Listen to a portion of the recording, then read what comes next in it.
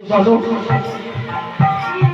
কে দেবে আমাদের অষ্টমবর্ষীয় বালককে বাইরে আমরা বিপ্র ঠাকুরকে সেবা দেব। কোথাও তো খুঁজতে যেতে হবে না আমাদের অষ্টমবর্ষীয় বালককে।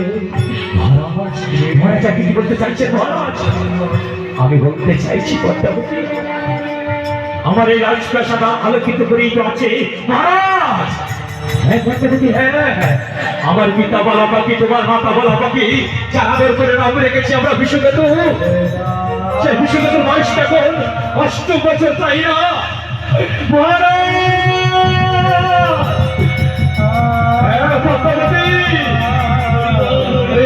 ঠাকুর আমার বিশ্বকেতু তৈরি করছি খেতে চেয়েছে।